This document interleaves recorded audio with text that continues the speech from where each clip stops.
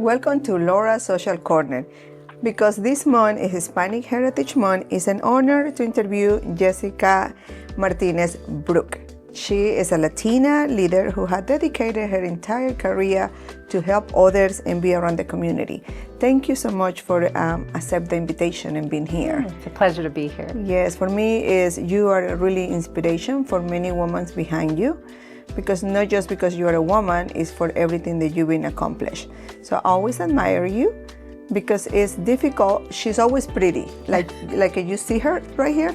She's always like that, and behind is a lot of work. So I cannot get behind.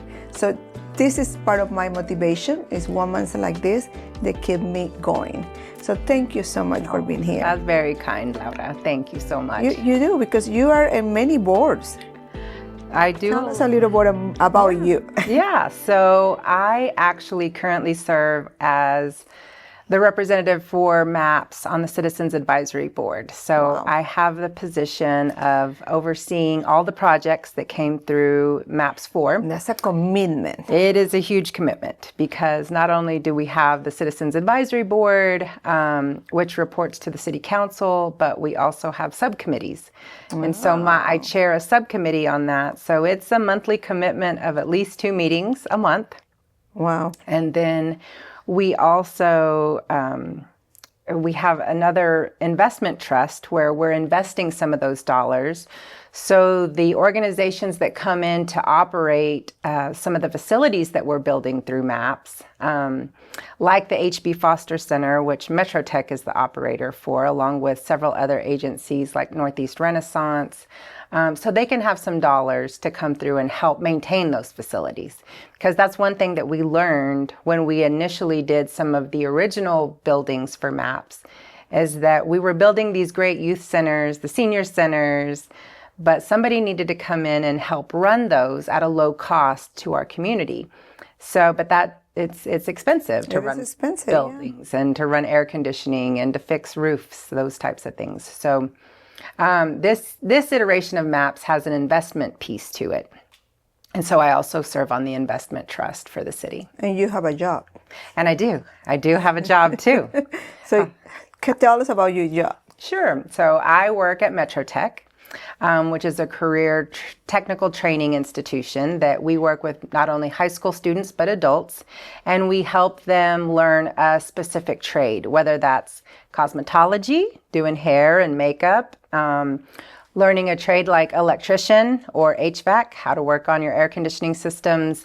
But also we do automotive, nursing, STEM. Wow. So a lot of our students go directly to the workforce, but a lot of our students also continue their education at a university or a college, like OCCC or University of Oklahoma. Right, and this has been engagement that played in for the student success. Yes. Right, because it's low cost. It is free for high school students. Free. It's free. It's not just low cost. No, it is free. And then if they graduate as seniors, they can continue on into some of our adult programs like LPN, which is a nurse, or our aircraft maintenance program. And they can do that for free until they're 21. And that aircraft program has been very successful the last few years. And the young people love it because it's all about airplanes, and I've been hearing about it. You know, Oklahoma City is one of the largest aircraft maintenance cities in the world. Really? In the world. So we fix airplanes, aircraft, helicopters, you name it. We do that right here, especially with Tinker Air Force Base right here. And students can graduate from that program at the age of 19, 20 and have a great paying job. So companies like AAR, Tinker Air Force Base, they go directly into the workforce. And some of those salaries, you're starting at $65,000 a year. For a 19-year-old to make that much money, coming out, it took me a long time after I earned my bachelor's degree to get to that salary. But for me, I think that's what the beauty is about career tech. And this is what you that's your passion. Yes. To help the community. And Because I have worked in higher education most of my life, some type Right. of post-secondary. So I worked at OCCC for about 16 years. I worked at the University of Oklahoma OU. in their admissions and recruitment office. I worked at Oklahoma City University. So now it's the career tech side, which is, it's still a post-secondary, but it's also so affordable for our students, even our adults who want to come back and maybe change a career. We've had like grandmas come back because they've enjoyed, doing hair and they want to get their cosmetology So this is also license. opportunity for everybody. Everybody, is. they can be, and it can be a hobby, can be something that you dreamed to do, but you didn't. So now is the Exactly. time to start. Exactly. Right, and it's amazing how was a big change coming from the big college like OU to Metro Tech? Laura, that was, it was a significant change for me because I was because my entire world had been, we got to go to college. We've got to get more students in college. We got to get more graduates to not only get, engineering degrees. And so we have more doctors, more engineers. Those are all types of positions that require a 4-year bachelor's Can degree. you see the vision? There is a vision that you have, and you realize that is what we need, and you focus to helping the people. When I was at OU, I was really struck by how many of the students reflected my own story in trying to get into college, because I was the first person in my family to graduate from college, my entire family, and I have a very large family, but I really wanted to go to college, and it was my senior year of high school, and I graduated from Westmore High School. But my grandma, my mom had dropped out of U.S. Grant. My grandma dropped out in 6th grade to translate for her dad, who was a migrant farm worker. They used to work the beet harvest, and they traveled all over the United States. But she was the one who spoke English and Spanish, so she was able to translate for her family. She would be the one that had to go negotiate with the farm worker, with the farmer, to say, hey, this is how much you owe my dad for the work he did this week. And so she really showed me what it was like to advocate on behalf of somebody. And when I wanted to go to college, I just remember thinking, I can't afford it. We had zero money to go to college. Everybody told me you either needed to get scholarships or join the military, and that's how you could get to college. Yeah. So plan A, I applied for scholarships like crazy. And this was before everything was electronic. So you had like a paper application, you're typing things out. So, and then my plan B was I was going to join the Marines, and I was going to figure out, that was my plan A and plan B. Thankfully, Oklahoma City Community College came through for me at my senior year, and they offered me a full ride for the first 2 years of my college. And so I went there, got an associate's degree, which transferred to OU. And so I started out as a junior immediately at OU, and that's how I was able to afford to go to college. I was working 3 jobs to put myself through school. And I will never forget that feeling when I graduated. And I get a little teary-eyed about it. It is, because it's a big deal. It's a cultural background that you have that give you the strength to keep going, and it still does. And my grandma and grandpa were there. And, for my grandpa, he dropped out of school to join World War II in the Army. And my grandma dropped out in the 6th grade. And for me, I thought, we did this together, because I remember struggling. We were talking about math earlier, and I was having a hard time with college algebra. I'm not very good at math. I picked journalism for a reason, and that's because I was a good writer, and doing it but I could not do math. And so I remember coming to my grandma's house, which she lived over there by Crossroads Mall on the south side. And I'd walk in and I would be so upset. And she was like, Madre, bring me your laundry. Like, give me something to do to help you. And my grandpa would always give me $20 to fill up my car with gas. And it was those little things that got me through the finish line, that got me walking across that stage with that diploma. And I could not have done it without them. They are probably the most instrumental people in my life. And so what I do today, I feel like I try to honor them in some way. And give it back to the community. Yes. It's the perfect, I know behind you it was a story, because it's very hard to see people like you. They work and work with no expecting any recognition from anybody. And I really admire that. Because you do things with no expecting a thank you. You did it. It's good when the people say it. Yeah. But you do it because it's your passion. It's because you know you can help others, and that's the purpose in life. And you do it just wonderful. Well, that's very kind of you. I actually do feel like the reward that you get when you invest in a younger generation, which is what my grandma and grandpa did for me. The reward you get in seeing them accomplish things is better than any award or recognition you could possibly have. When I was down at OU, I was working with a lot of different students who are now in the house. Arturo Alonso. I worked with him when he was a junior at Santa Fe South. I tried to recruit Jessica Cifuentes. I love her. She is, I guess she's one of my favorite. I like Arturo Alonso. I like all these people. But Jessica, she's just full of heart. She is. She has a passion. Amazing. She finds time for everything too. She does. And that is where is that commitment. Because, I've heard many people, I don't have time to help. Yes, you do. We need you. Unless if you don't help in those events or these things that we do as Hispanics, you need to show up for 5 minutes, because that is what it counts. It does. And people want to know that you're supporting events and that you're supporting the community, and whether it's, a festival at Fiestas, which was wonderful last Saturday. Yeah. Or if it's a pageant for the Guatemalan community. Right. I think all of those things are important, that we show up as leaders to recognize those efforts. And it's not, because you say it right, it's an effort. They do the effort, and we have to recognize and support them. Exactly. Right. If you see something good happening in the community, go help support that. Go show up for, like you said, 5-10 minutes. You don't have to stay all day, but it's really important that we as a community come together when we're doing these events to make time.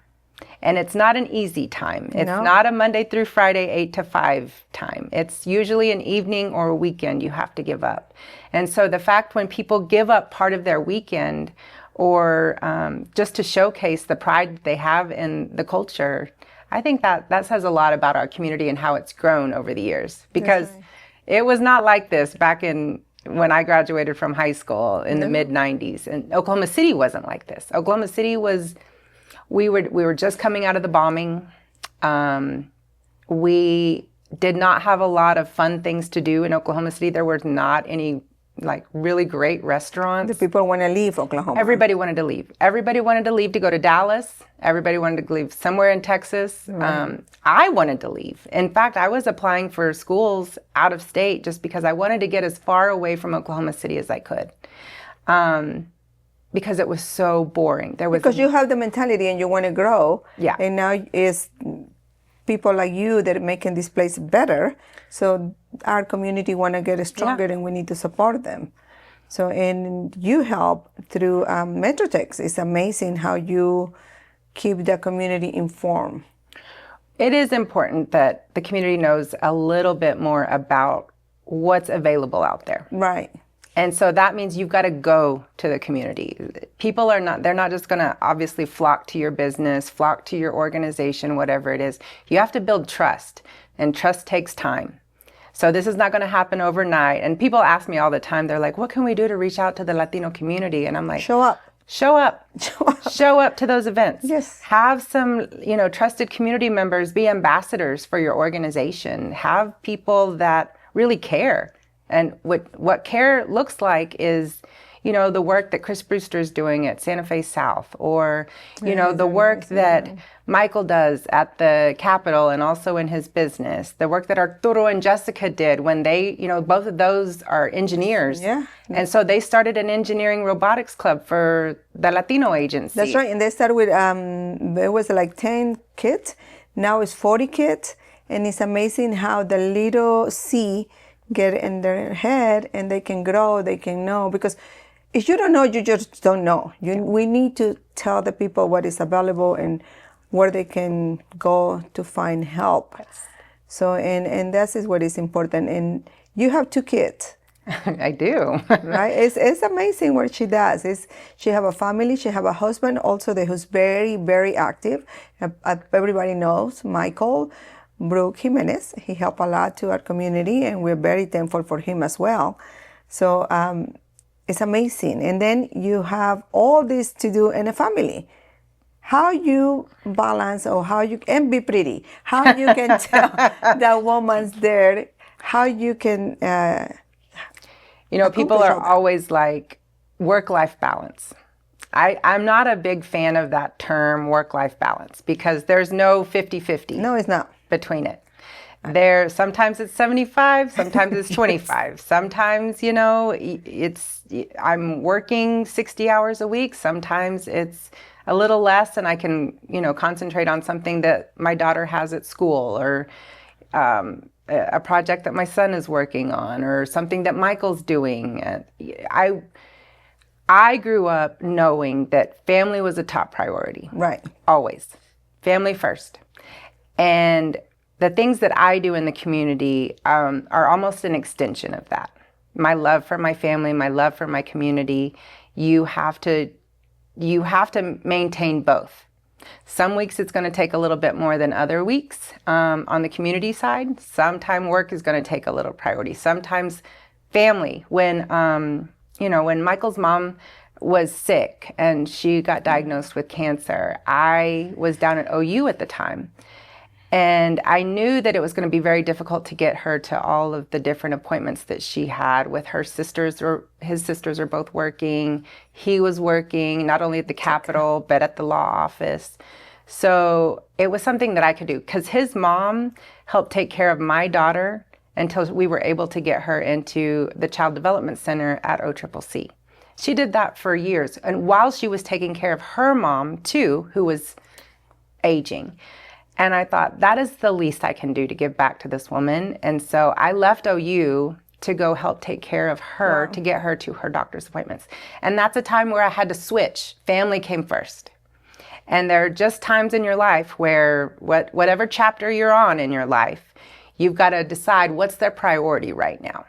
And if I can't make everything work, what do I have to prioritize? What do I have to give up? Or maybe just stand back from, just take a pause. You don't have to give it up totally, but just take a moment to get what you need to do. Back together. Exactly. Because if you're not right, if you don't feel good about something, you need to make a change. And if it's not working with either your family or your job or your community event, whatever it is that's not working, you got to make a change. But you have to be self-aware to know that this is really mentally dragging me down. I can't do this anymore. Or I need to make sure that I feel good about what decision I'm going to make 10 years from now. Because I could have kept working and we all could have just pitched in and figured it out. But I wanted Michael's mom to know how much I appreciated her giving up her time to take care of my loved ones and her grandbabies. And that's what she did. So I not only saw it from my grandma and grandpa, I also saw it from Michael's family too. So we were raised in a very family-oriented, we have dinner after church every Sunday. It's important. It is important, and it's important when you realize that it's important for the family to keep growing. It's just not stopping everything you're doing. It's just taking ready for the next jump. Yeah. And you did. And look at that. I felt good about it. And you feel good about it, yeah. Yes, and you feel more motivated. And your kids, that lesson that you give your kids doing that's never going to get out of the mind. And we're getting older, no younger. Yep. And they know exactly what to do. And that's probably part of that. Yes, I think they do. And what I realize, older they get more conscience. Yes, because my son, he's 28 now. He called me the other day and said, "Thank you for teaching me this. It feels so good." Yeah. Because, they know what we did.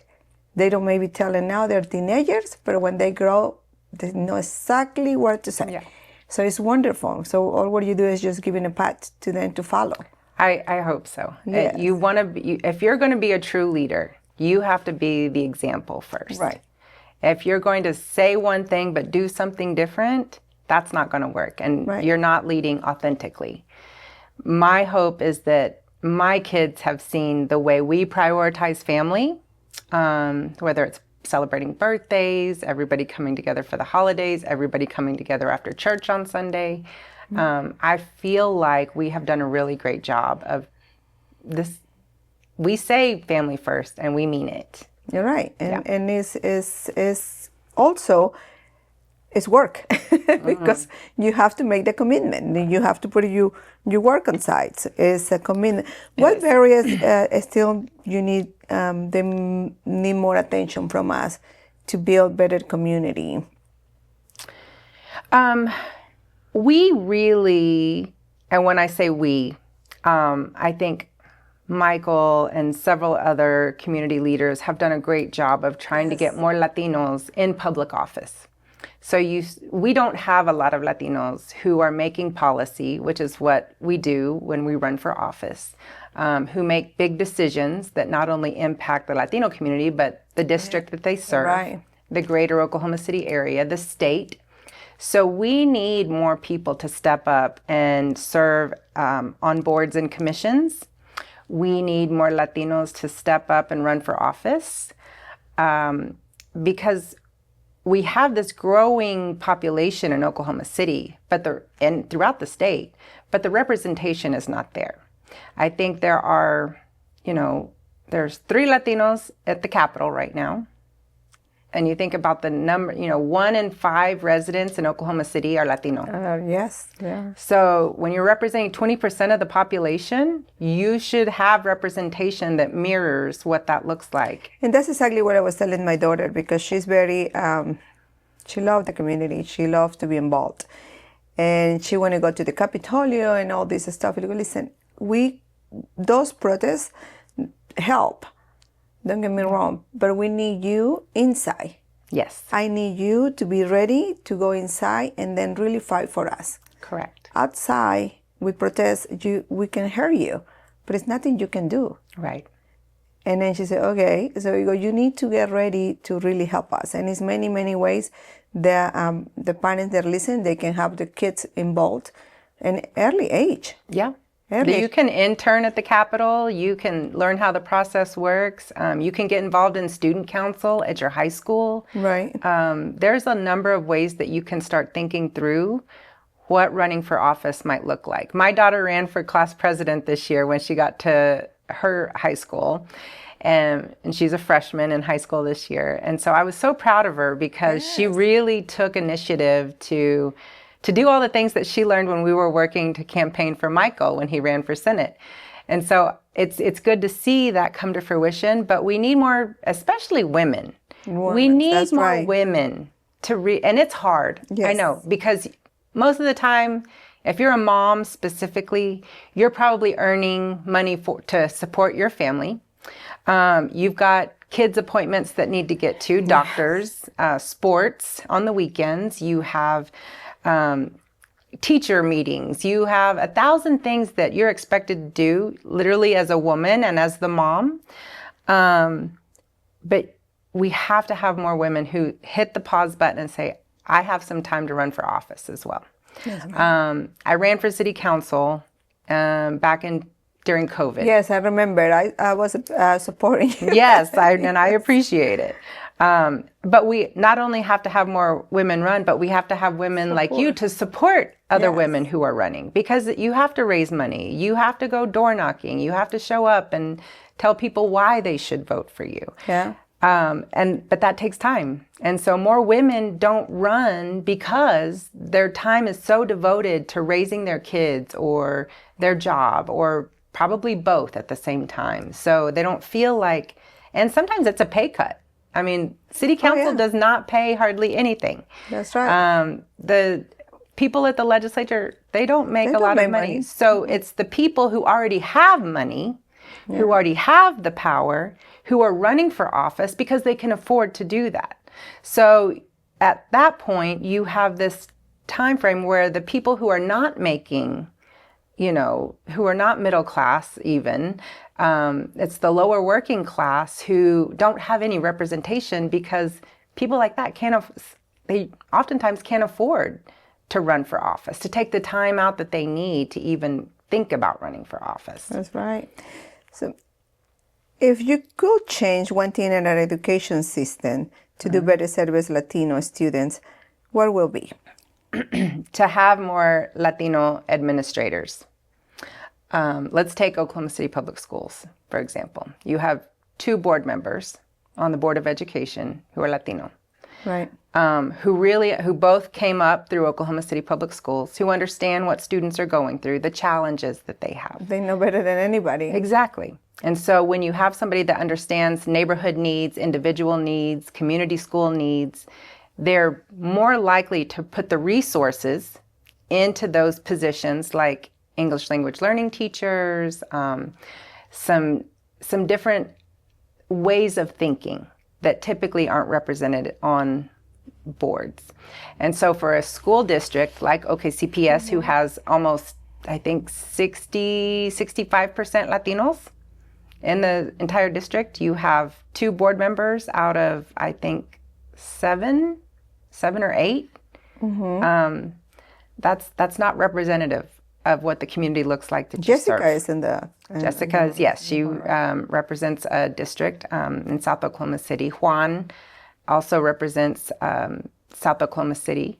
So, but you've got to have people there who are voicing those concerns, and you should have more people who are choosing to go into the education field. Teachers don't get paid a lot. I mean, that's not a position that's, highly sought after.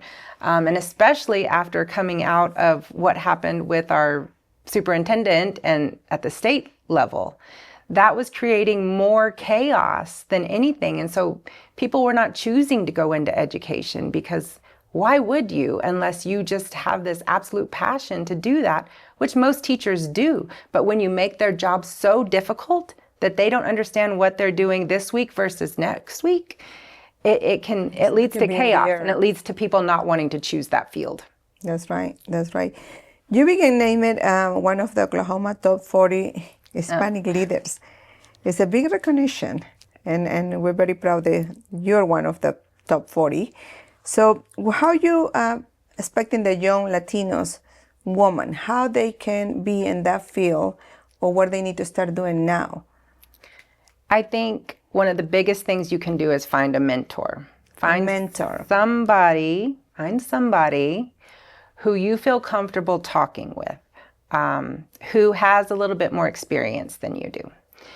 And I say that because there are many, and it doesn't have to be another female, doesn't have to be another Latina. It can be anybody that you feel comfortable with that you might want to mirror your life after.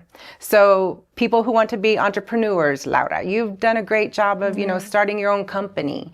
And so for those individuals who might want to start their own business, look to Laura and see what you did to start your business. And they need to know that we're open to any ideas, and sometimes they come with ideas to us. Yeah. I have working right now with a young lady that she's very sharp and always bring new stuff that is beneficial for both. But they need to find a mentor for sure to keep going in this direction that we want to go. Absolutely. And find somebody that's in a field that you want to pursue. I think that's probably most helpful because they really know the ins and outs. I wouldn't know anything about how to start a business or, accounting, all the things that you need to know, marketing. I know a little bit about that, but, there's so many facets to starting your own company that you really need to find somebody who's kind of walked that path before you. Can you talk about a challenge in your career that taught you the most about resilience? I don't know if it was a particular event or I can't point to one thing. I will say growing up the way I grew up, which was with not a lot of money, we sometimes didn't have a place to live. Oftentimes I stayed a lot with my grandma and grandpa. We've lived everywhere in South Oklahoma City, I feel like, growing up. I went to 1, 2, 3, 4, 5, 6, 7, 8 different schools growing up before I graduated high school. And my mom worked really hard. She was a single mom. And me and my brother, we often moved around quite a bit. He moved more schools than I did, I think. But that type of situation that you grew up in gives you a little bit more grit to handle when things don't go your way. Because if you're going through... We already did it. We did it. I survived that, right? So you understand what the good things look like. And you know that in order to keep that, you have to work really hard to keep that. Otherwise, you're going to slide backwards. And it's, if you have a great paying job, great. You got to work really hard to keep that great paying job because there's probably 10 people behind you that would love to have that job. Maybe you have a perfect example. Maybe when your kids come over talking to you and say, hey, Mom, I have a problem. And you say, you don't see the problem. Exactly. Right? And that's that's a generational thing. Yeah. And that is not only for this generation who have grown up with those iPads and those iPhones. And it's not that we did them a disservice, but I feel like there was not a lot of help on how to socialize and engage and use your resources. Get on the figure it out plan. Like, you're smart. Yeah. You've got to go through some different scenarios and you have 1,000 resources at your disposal, but I'm not going to do it for you. I'm not going to do the work for you. And that's something I hope that we've taught our kids. Yeah. But I see that as a problem. It is a problem. And I noticed myself because my kids were in the Scouts and they do the car derby. Mm-hmm. And those kids came with those amazing cars. And I said, my kids bring with the cars they can build. Yes. But the parents build them for them. And I say, no, this is not fair. Because we can help. Like you say, you did it perfect. Yeah. We help, but we don't do the work for them. That's acceptable? No. And that's one of my husband is very strict about it. We don't do it for them. They figured it out. We can help. Exactly. So my son never win any derby competition car, and he worked really hard. And every year he's come back again. And so one day he gets second place, and he still have the car. Yeah. Because he matched his finger. It was a lot of work. Well, but they have to go through that experience themselves. Yes, 100%. If you are constantly fixing something for somebody, you are enabling them. You are not teaching them. You need to be the coach. You need to be the teacher.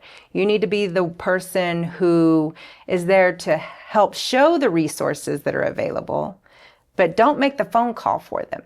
Don't do the work for them. Otherwise, you're doing that person a disservice. To me, if you are constantly doing that, that is going to be problematic. You may not see it tomorrow, you may not see it next week, but you're going to see it here in about 10 years. I'm laughing because this is when you say the phone call, my James, he loves soccer and he want to have a team. And okay, and he make the phone call to the soccer city and he get the team. And my husband said, you have to make the phone call, blah, blah, blah. I said, okay. He said, I made the phone call, I have my team, and guess what, Dad? You are the coach. There you go. It was hilarious because my husband said, I'm the coach. So, yeah, I need somebody adult and you are the coach. I sign you up to be a coach. But that's true. So it's a very example and it's amazing. How are you looking in the next 10 years ahead to impact our work? Where do you want to leave behind in Oklahoma? I hope that my path and that my journey helps the generations that come behind me. And I'm starting to see that. At Fiestas on Saturday, I was there, and a couple of the students that were my interns down at OU, they are starting their own business now. Wow, that's wonderful. It is. It was a true... You feel good about it. I felt really good. I felt good because, not that, there's a whole community of people that help those students, but I felt good that I was a part of their life at a point in time where I could offer a job, at OU as an intern, or I could help guide them towards a scholarship so they could finish their degrees. And now they're making 3 times as much money as I'm making now. But and not that money is the trophy or anything like that, but it shows that our community is thriving. And as long as we can have people who are willing to mentor that next generation, our community will continue to thrive and just get better and better and better. So for me, I think that kind of legacy is something that I value more than anything. That my kids still come on Sundays after church, and we still gather as a family every week. I want to keep those people close to me because they're what matters. And That's right. the students that I've worked with, excuse me, in the past, they're doing great things. And to me, that's a legacy. Yes, that's exactly what you say in the perfect. It's a legacy that you and your husband are building for our community. And I'm very appreciated, and I know as many people behind me or all the community, we really appreciate it. Sometimes it's hard for the people to recognize or say it, and it's something that I want to break the barrier. Yeah. Say, come on, let's go and recognize the people they do this. This is what it is about. Yes. My podcast is because we need to hear your voice and how you get there, because some people say, oh yeah, she's pretty. Yes, it's pretty, beautiful, but takes a lot to get there. Yeah. Even takes a lot to put in the face and be nice and beautiful, because that is what they teach us, huh? Yeah. That is what your grandma teach you. My grandma was always, it's a sign of respect, how you exit your house, what you look like, what you're wearing. It doesn't have to be the most expensive clothes. In fact, we used to walk to Crossroads and we would go shop at Foley's when it used to be Foley's. Oh my God, over yes. there. We would take $20 and we would shop the sales racks. And that's what we did. Yeah. That was our fun thing that we did. But my grandma was always stressed the importance of looking sharp, because it's a sign of respect to somebody else. That's right. If you show up looking your best, that means I respect you and I care about what I look like and what you think of me. And that initial perception that you have, those first impressions that you have of somebody, that's important. It is important. And you don't have to be with, like you say, with expensive stuff, because you can wear a shirt, but it has to be no wrinkle, be very clean and presentable. That's all what you need. You can wear the same t-shirt or same shirt over and over, but as soon as clean and that is what my grandma used to say. They were very smart women for sure. They were smart. And they used their resources. That's right. Whether my grandma, everything had to be ironed, starched, ready to go. You polish those shoes. We don't leave with scuffs on our shoes. And she grew up with nothing, but it was always important to look your best. When you say they didn't grow with nothing, it's nothing that we have, right? They didn't have this lifestyle. They have, but my grandma, she likes the lipstick all the time, so pretty. But that's it. No much makeup, but her lipstick cannot be missing. Yep. This is the face. You have to present yourself. Yes. You're right. And we learn. So if you wouldn't be in education or communications, what career you will be interested in? That's a good question. Passion. Probably so. Probably I would be a personal shopper. I love to shop. It is one of my favorite. I think growing up with me and my grandma, that was our fun thing that we did when we would go to Crossroads, was shop. And so I just love it. I love putting together a new look or a new outfit. And I love to do it for other people too. So I would be a personal shopper if I could do anything. What would you be? I will be a personal chef. I like to cook. You make great ceviche, that's for sure. You try my ceviche. I would like to be a personal chef. Like my dream is move very far away and have my little community come to my house and eat. So then I can have my own garden. Not a big farm, because I cannot handle that much, but a little garden with my own herbs and cook. That would be entertain people. I like to have people. I love to be around people. Yes. I cannot be a single person.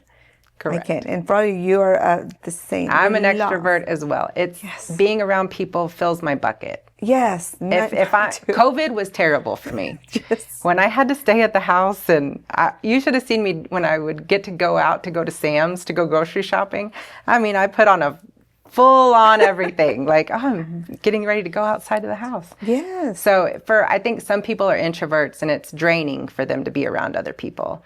What is fine? It's fine. And we've got to have both people in the world. Respect that. But extroverts like us, we have to be around people. It is something that connection feeling and seeing and doing and maintaining those relationships. It's just... It's like in my house, I do it almost every year. I didn't last year I didn't do this big event in my house. I cook a lot of ceviche that you've been invited in because it's Christmas time and I think everybody's busy, but I like for them to have my ceviche and keep shopping and just keep moving. And I have, last year, the year before that, I have like 250 people going in the house.